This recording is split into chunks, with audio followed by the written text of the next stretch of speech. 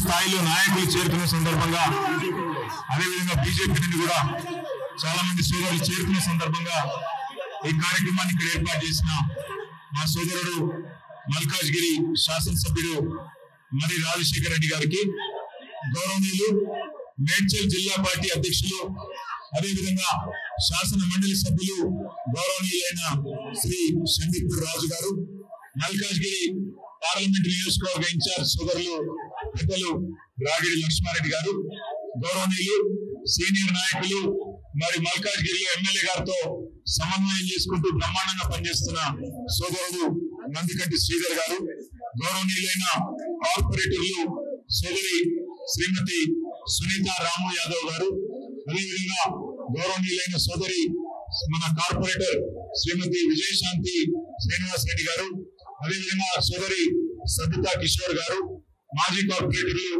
సోదరులు మన జగదీష్ గారు, ఇంకా హనుమంతరావు గారు, ఇంకా పేరు పేరున మన అన్న పరశురామ రెడ్డి గారు, హనుమంతరావు గారు, ఈ రోజు సూర్యనారాయణ రెడ్డి గారు, అదేవిధంగా పార్టీలో ఈ రోజు చేరుతున్న సోదరులు హేమంత్ పటేల్ గారు, అరవింద్ గారు, బంటి గారు బీజేపీ నుండి, భూపాల్ సింగ్ గారు, అదేవిధంగా ఆశు గారు, బాలా గారు, సునందరావు గారు, పేరు పేరున వారితో పాటు ఈ రోజు ఈ కార్యక్రమాన్ని విజయవంతం చేసిన మా ఆడబిడ్డలందరికీ, అన్నదమ్ములందరికీ పేరు పేరున శిరస్సు వచ్చి హృదయపూర్వకంగా నమస్కారాలు, హృదయపూర్వకంగా ధన్యవాదాలు. ముఖ్యంగా మా ఆడబిడ్డలు పెద్ద ఎత్తున ఈ ఎర్రటి ఎండలో కూడా వచ్చినందుకు మరి కేసీఆర్ గారికి మీ ఆశీర్వాదాన్ని ఇస్తున్నందుకు హృదయపూర్వకంగా మీ అందరికీ నా ధన్యవాదాలు తెలియజేస్తా ఉన్నాను. సరిగ్గా 24 సంవత్సరాల నుండి 25వ సంవత్సరంలో మన పార్టీ ఈ నెలాఖరు అంటే 27 ఏప్రిల్ నాడు అడుగు పెట్టబోతా ఉన్నది. 24 ఏళ్ళు నుండి 25వ ఏటికి రావడం అంటే చిన్న విషయం కాదు. ఎందుకంటే మన తెలుగు రాష్ట్రాల్లో ఒకనాడు ఆంధ్రప్రదేశ్ గా ఉన్నాం, ఈ రోజు తెలంగాణ ఆంధ్రప్రదేశ్ గా వేరుపడ్డా.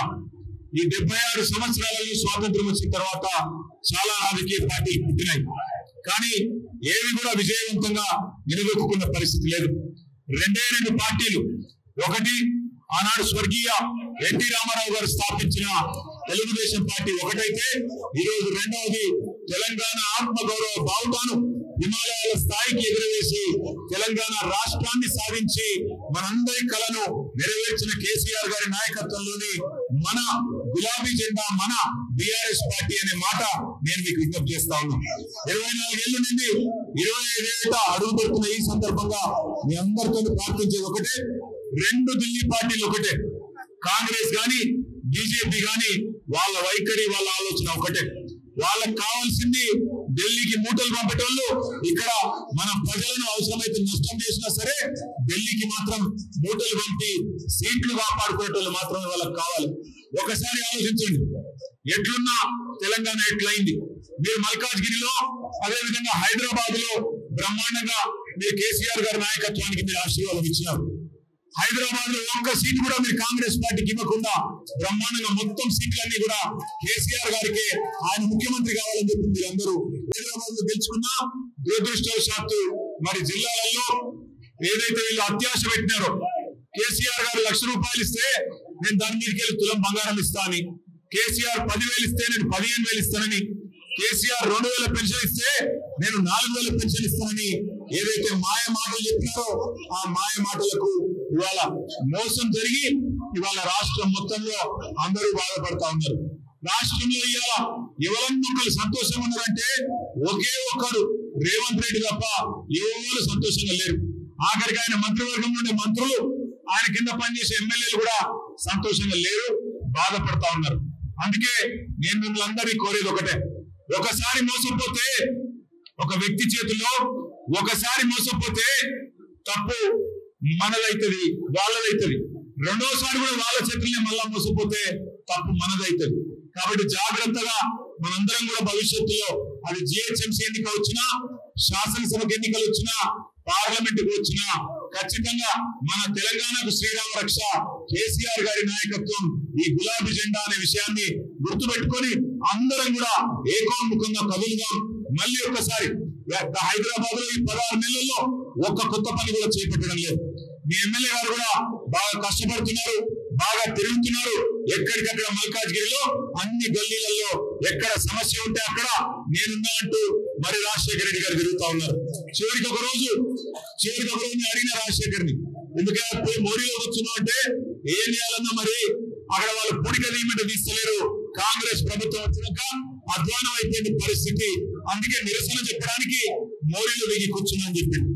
మొన్న మధ్యన ఒక దగ్గర శ్మశాన వాటికను కూడా వాళ్ళు కబ్జా పెట్టి అక్కడ డంప్ యార్డ్ గా దాన్ని తయారు చేసే ప్రయత్నం చేస్తుంటే అక్కడ కూడా పోయి ఆ డంప్ యార్డ్ లో చెత్త కుప్పం మీద అక్కడనే కూర్చొని నిరసన చెప్పి మీరు చేస్తున్న తప్పు అని చెప్పి ఇవాళ మీ ఎమ్మెల్యే గారు మీకోసం కష్టపడతా ఉన్నారు. మంచి ఎమ్మెల్యేలను గెలిపించుకుంటే, మంచి నాయకుడిని గెలిపించుకుంటే మనకు కూడా మంచి జరుగుతుంది. అదే రేవంత్ రెడ్డి లాంటి మోసం వాళ్ళని గెలిపించుకుంటే తులం బంగారము రాదు, మీకు గోల్డ్ కాదు రోడ్డు గోల్డ్ కూడా రాదు అక్కడికి. అందుకే నేను మీ అందరినీ కోరేది, సందర్భం ఏదైనా అటు బీజేపీకి ఇటు కాంగ్రెస్ కు కర్రు కాల్చి వాత పెట్టాలి. ఎన్నటికైనా మన వాళ్ళకు మన మీద ఉండే ప్రేమ ఢిల్లీ పార్టీలకు ఉండదు. కేసీఆర్ గారికి ఉండే కడుపు నొప్పి, కేసీఆర్ గారికి ఉండే ప్రేమ తెలంగాణ మీద ఎన్నడన్నా బీజేపీలకు కాంగ్రెస్ వాళ్ళకు ఢిల్లీ పార్టీలకు ఉంటుందా మీరు ఆలోచన చేయాలి. అందుకే ఏప్రిల్ 27 నాడు మన పార్టీ ఏదైతే వరంగల్లో రజతోత్సవ సభ చేసుకుంటున్నదో ఆ సభకు మీ మల్కాజ్గిరి నియోజకవర్గం నుంచి కూడా పెద్ద ఎత్తున తరలి రావాలి. మా ఆడబిడ్డలు అన్నదమ్ములు అందరూ కూడా కదిలి వచ్చి ఆశీర్వదించాలి. మరియు పార్టీలో చేరుతున్న హేమంత్, అదేవిధంగా అరవింద్ గారు, బంటి గారు, వారందరికీ కూడా స్వాగతం చెప్తూ పేరు పేరున మళ్ళొకసారి మీ అందరికీ మీరు ఈ రోజు ఇచ్చిన ఉత్సాహానికి హృదయపూర్వకంగా నమస్కారం. జై తెలంగాణ. బాలానగర్ ట్రాఫిక్ పోలీసుల నిర్లక్ష్యానికి వాహనదారుడు మృతి. చలానా రాసేందుకు రన్నింగ్ లో ఉన్న ద్విచక్ర వాహనాన్ని ఆపే క్రమంలో అదుపు తప్పి కింద పడ్డ ద్విచక్ర వాహనం. బైక్ నడుపుతున్న వ్యక్తి తలపై నుండి వెళ్లిన ఆర్టీసీ బస్సు. సంఘటనా స్థలంలోనే మృతి చెందిన వ్యక్తి. ట్రాఫిక్ పోలీసుల నిర్లక్ష్యం వల్ల వ్యక్తి ప్రాణాలు కోల్పోయాడని రోడ్డుపై ధర్నా చేస్తున్న వాహనదారులు. బాలానగర్ నుండి నర్సాపూర్ వెళ్లే రహదారిలో భారీగా ట్రాఫిక్ జామ్. అలా లాఠీ చార్జ్ చేస్తారా? ఎంత మాత్రం లా అండ్ ఆర్డర్ అయితే మీరు కంట్రోల్ చేయాలనుకునే నార్మల్ గా కంట్రోల్ చేయండి సిచ్యువేషన్ ని. బస్సు ఎక్కించింది, బస్సు పంపించేశారు. బస్సు పై పంచి ఇంతమంది పాప ఆపుతుంటే ఇంతవరకు అంబులెన్స్ తెప్పించలేదు. యాక్సిడెంట్ ఛాన్స్ అయిపోయింది. కనీసం కన్సర్న్ లేకుండా లాఠీ చేస్తున్నారంటే ఎటువంటి బిహేవియర్. బస్సు వెళ్ళిపోయింది. బస్సు ఎప్పుడు వెళ్ళిపోయింది? వాళ్ళు వెళ్ళి లోపల కూర్చున్నారు. పబ్లిక్ మీడియా వెళ్ళి లోపలికి వెళ్ళి కానిస్టేబుల్ తీసుకొచ్చేంత వరకు ఎటువంటి పోలీసులు బయటకు వచ్చి కనీసం కన్సర్న్ తో పైన గుడ్డ కూడా కప్పలేదు. తీసుకొచ్చి కచ్చిపులు కప్పితే కానీ పోలీసులు బయటికి రాలేదు. కానిస్టేబుల్ కూడా వెళ్ళిపోయింది. అప్పుడు ఇక్కడే ఉన్నాడండి కానిస్టేబుల్. కనీసం నోరు సమాధానం కూడా చెప్పట్లేదు. ఎట్లా జరిగిందని కూడా చెప్పాలి. అందరూ మళ్ళీ తిరిగి అడుగుతూ ఉంటే లాఠీ ఇచ్చి కొడుతున్నారు జనాల్ని. అంటే దాన్ని బట్టి అర్థం చేసుకోండి వీళ్ళు ఎంతలా ఉన్నారు. అసలు కొట్టడం ఏంటి? అక్కడ చనిపోయి ఆల్రెడీ మనిషి ఉన్నాడు కదా అక్కడ. మీరు పొలిటికల్ పబ్లిక్ మీటింగ్లకి అయితే పోలీసులు బందోబస్తు తీసుకొచ్చి మాత్రం లాఠీ లేకుండా మెయింటైన్ చేస్తారు. పాపం అనుమానితంగా చచ్చిపోయిన అతని దగ్గర ఇంతమంది పబ్లిక్ ప్రొటెస్ట్ చేస్తుంటే లాఠీ చార్జ్ తీసుకొచ్చి మీరు ప్రొటెస్ట్ చేస్తున్న పీపుల్ కొడుతున్నారు. ఏ మాత్రం చనిపోయిన అతని మీద కన్సర్న్ ఉంది? ఏ మాత్రం పబ్లిక్ పాయింట్ ఆఫ్ వ్యూ మీద కన్సర్న్ ఉంది? అసలు నాకు అర్థం కాదు. అలా బిహేవ్ చేస్తారు ఎంత మాత్రం. కాకపోతే ఇంకా అంబులెన్స్ రాకపోతే ట్రక్కులు ఎక్కిస్తానంటే డ్రైవర్లు మేము ఎక్కించుకోని ఉన్నారు. పోలీసులు బెదిరించి కూర్చోబెడితే పబ్లిక్ తిడితే బండ్లు బయటికి వెళ్ళి. హనుమాన్ జయంతి పర్వదినం వేళ రంగశాయిపేట నుండి ప్రారంభమైన హనుమాన్ శోభయాత్రకు సంబంధించిన పోలీస్ బందోబస్తు ఏర్పాట్లను వరంగల్ పోలీస్ కమిషనర్ సన్ప్రీత్ సింగ్ క్షేత్ర స్థాయిలో పరిశీలన చేశారు. ఈ సందర్భంగా యాత్ర సజావుగా కొనసాగేందుకు తీసుకోవాల్సిన చర్యలపై పోలీస్ కమిషనర్ పోలీస్ అధికారులకు పలు సూచనలు చేయడంతో పాటు ట్రాఫిక్ సమస్యలు రాకుండా తీసుకోవాల్సిన చర్యలపై సిపి ట్రాఫిక్ అధికారులకు వివరించారు.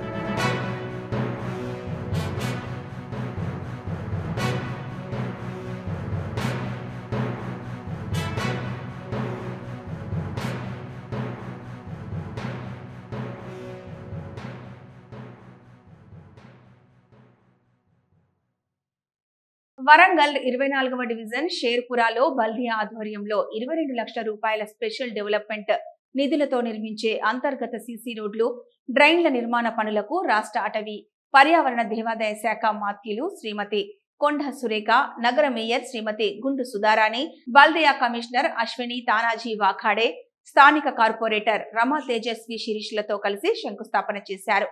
ఈ కార్యక్రమంలో కాంగ్రెస్ పార్టీ నాయకులు మబ్బు ప్రవీణ్ తదితరులు పాల్గొన్నారు.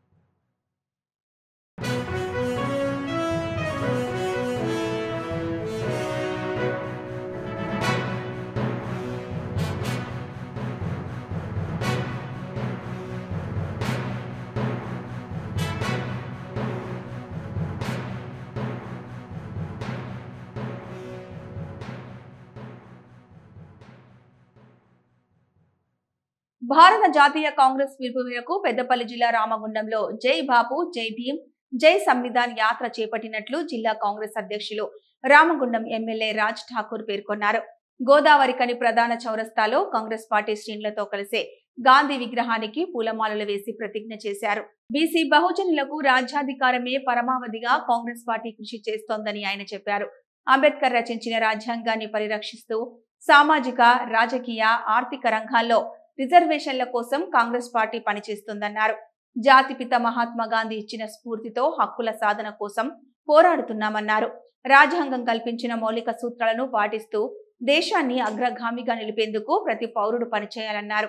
రాష్ట్రంలో కాంగ్రెస్ పార్టీ విధానాలను, అమలు చేస్తున్న సంక్షేమ ఫలాలను ప్రతి గడపకు చేరే విధంగా కాంగ్రెస్ పార్టీ కార్యకర్తలు ఉద్యమించాలన్నారు. ర్యాలీలో కాంగ్రెస్ పార్టీ మహిళా విభాగంతో పాటు నాయకులు, కార్యకర్తలు అధిక సంఖ్యలో పాల్గొన్నారు. భారతదేశ ప్రజలను మేము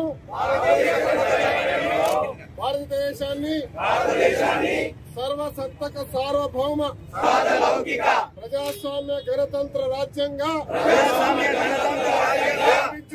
నిర్మించుటకు పౌరులందరికీ సామాజిక, ఆర్థిక భావ ప్రకటన, విశ్వాసము, ధర్మము, ఆరాధనలతో జాతీయ కాంగ్రెస్ పార్టీ యావత్ దేశంలో జై బాపు, జై భీమ్, జై సంవిధాన్ అంటే గాంధేయవాదాన్ని, అంబేద్కర్ రచించిన రాజ్యాంగాన్ని అమలు చేసే ఏకైక కాంగ్రెస్ పార్టీ స్వతంత్రం ముందు, స్వతంత్రం వచ్చిన తర్వాత భారతదేశాన్ని అగ్రస్థానంలో పెట్టి పేద బలహీన వర్గాలకు సామాజిక, ఆర్థిక, ఉద్యోగ, విద్యలో రిజర్వేషన్లు కల్పించాలి, అన్నిటిలో అత్యున్నత స్థాయిలో పెట్టాలి. ఈ దేశాన్ని భారతదేశంలో ప్రపంచంలో నంబర్ 1గా రైజింగ్ ఇండియాగా చేయాలన్న సంకల్పంతో ఈరోజు ఈ కార్యాచరణను పెట్టాం. ఈరోజు రామగుండం నియోజకవర్గంలో, పెద్దపల్లి జిల్లాలో అన్ని నియోజకవర్గాలతో పాటు నేను జిల్లా కాంగ్రెస్ అధ్యక్షుడిగా మంతనే, పెద్దపల్లి, ఈరోజు రామగుండంలో కార్పొరేషన్ 2 మండలాల్లో కార్పొరేషన్ అధ్యక్షుడు బొంతల రాయేష్ ఆధ్వర్యంలో, ఇతర నాయకుల ఆధ్వర్యంలో ఇలా జై బాపు, జై భీమ్, జై సంవిధాన్ కార్యాచరణ మొదలు పెడతా ఉన్నాం. ఈ కార్యాచరణ వాడవాడలో ఉన్న అధ్యక్షులు, అక్కడున్న కార్పొరేటర్లు, అన్ని విభాగాల నాయకులు ప్రతి వాడలో ఇంటింటికి వెళ్ళి ఇవాళ మహిళా నాయకులతో కలిసి మేము చేస్తున్న అభివృద్ధి సంక్షేమాన్ని తెలుపుతూ ప్రభుత్వం చేయబోయే సంక్షేమాలు మీకు చేరుతున్నాయని తెలుపుతూ భారత కాంగ్రెస్ పార్టీ దేశంలో బీసీలకు, బలహీనులకు, దళితులకు ఈ దేశంలో రాజ్యాధికారం, ఉద్యోగం, ఆర్థిక స్వావలంబన, మరి సామాజిక న్యాయం ఇవన్నీ కూడా ఇప్పించే కార్యక్రమం ఇది ఒక్కటే జరుగుతా ఉంది. ఇది ఇవాళ దేశవ్యాప్తంగా కాంగ్రెస్ పార్టీ రేవంత్ రెడ్డి గారు ప్రారంభం చేసిర్రు. ఇవాళ ఈ దేశం అంతా మన వైపు చూస్తా ఉన్నారు. ఇది మనమే కాదు, ప్రతి ఒక్కరం దీంట్లో భాగస్వాములై మన రిజర్వేషన్లు, మనకు రావాల్సిన సామాజిక న్యాయం, మనకు రావాల్సిన హక్కు, ఆ రోజు స్వతంత్ర కొరకు ఏ రకంగా అయితే పోరాటం చేసినామో, తెలంగాణ కొరకు ఏ రకంగా అయితే పోరాటం చేసినామో, ఈరోజు బీసీ కులగణన చేసి బిల్లు తెచ్చి ఢిల్లీలో కూర్చొని ధర్నా చేసి దేశానికి తెలియజేసిన ఈ పోరాటాన్ని మరొక స్వతంత్ర పోరాటం మాదిరిగా, ఇంక్విలాబ్ జిందాబాద్ అనే మాదిరిగా జై బీసీ, జై బలహీనులు, జై ఎస్సీ అని ముందుకు పోయే కార్యక్రమానికి శ్రీకారం చుట్టాల్సిందిగా తెలియజేస్తూ ఈ కార్యక్రమాన్ని ప్రారంభిస్తా ఉన్నాం. అవిభక్త ఆంధ్రప్రదేశ్ శాసనసభ మాజీ స్పీకర్ దుద్దిళ్ల శ్రీపాదారావు 26వ వర్ధంతిని రామగుండం నియోజకవర్గంలో కాంగ్రెస్ శ్రేణులు ఘనంగా నిర్వహించారు. పెద్దపల్లి జిల్లా గోదావరికంలో ఎమ్మెల్యే రాజ్ ఠాకూర్ కాంగ్రెస్ పార్టీ శ్రేణులతో కలిసి శ్రీపాదారావు విగ్రహానికి పూలమాల వేసి నివాళులర్పించారు. ఉమ్మడి ఆంధ్రప్రదేశ్ లో తెలంగాణ వివక్షకు గురైందని, తెలంగాణ పల్లెలు అభివృద్ధికి ఆమడ దూరంలో ఉండేవన్నారు. మారుమూల మంథని నియోజకవర్గాన్ని అభివృద్ధి పథంలో పరుగులు పెట్టించిన ఘనత శ్రీపాదారావుకే దక్కుతుందని రాజ్ ఠాకూర్ గుర్తు చేశారు. శ్రీపాదారావు చూపిన మార్గంలో కాంగ్రెస్ శ్రేణులు పనిచేస్తున్నాయని, అట్టడుగు వర్గాల అభివృద్ధి కాంగ్రెస్ లక్ష్యమన్నారు. సర్పంచ్ స్థాయి నుంచి స్పీకర్ వరకు అనేక పదవులకు ఆయన వన్నె తెచ్చారన్నారు. మహానేత శ్రీపాదారావు స్ఫూర్తితో రామగుండం నియోజకవర్గాన్ని రాష్ట్రానికే ఆదర్శంగా అభివృద్ధి చేస్తానని, నియోజకవర్గ ప్రజల సహకారాన్ని అందించాలని ఆయన కోరారు. దివంగత నేత శ్రీపాదారావు వ్యాధిలో పేదలకు ఎమ్మెల్యే రాజ్ ఠాకూర్ అన్నదానం చేశారు.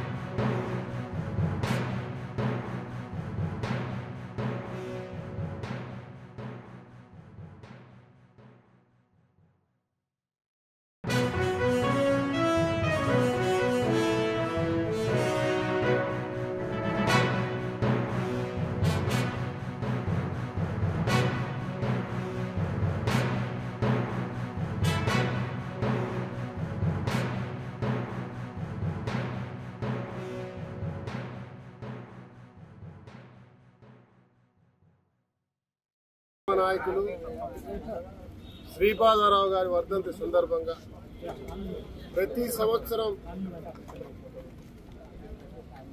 పెద్దపల్లి జిల్లాలో ముఖ్యంగా రామగుండం కాన్స్టిట్యున్సీలో నిరంతరం జయంతి వర్ధంతి ఉత్సవాలు జరుపుతూ ఉంటారు.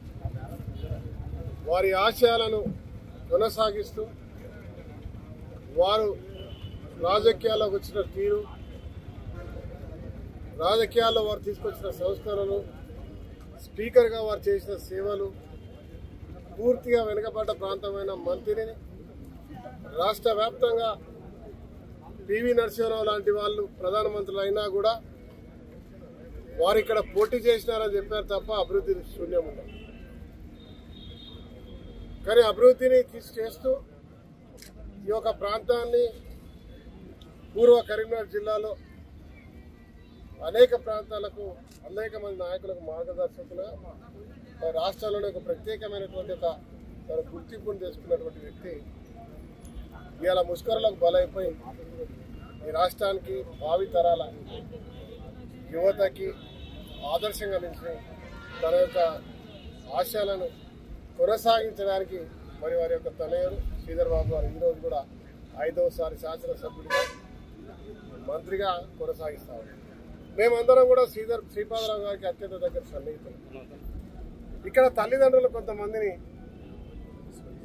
విస్మరించే వాళ్ళు, పట్టించుకునే వాళ్ళు ఉంటారు. దయచేసి చెప్తా ఉన్నాం, శ్రీపాదరావు గారి వర్ధంతి ఇలా అందరి మేము చేస్తున్న మా లక్ష్యం ప్రజాసేవ చేయడం, ప్రభుత్వ సంక్షేమాలు వారికి చేర్చడం, అభివృద్ధి ఎక్కడా కూడా సమస్యలు లేకుండా చేయడంతో పాటు ముందుగా మన కుటుంబంలో మన తల్లిదండ్రులను ప్రేమిద్దాం, దైవంగా పూజిద్దాం. వారు లేకపోతే వారు ఇచ్చినటువంటి జీవితానికి ఒక మార్గాన్ని చూపించే విధంగా అందరూ కూడా ఇలా శ్రీధర్ బాబు గారి కుటుంబాన్ని చూసి నేర్చుకోవాల్సిందిగా నేను మీ ద్వారా ప్రజలను అభ్యర్థిస్తున్నాను. ధన్యవాదాలు. ఇవి ఈ బులెటిన్ అప్డేట్స్. చూస్తూనే ఉండండి మా తెలంగాణ న్యూస్.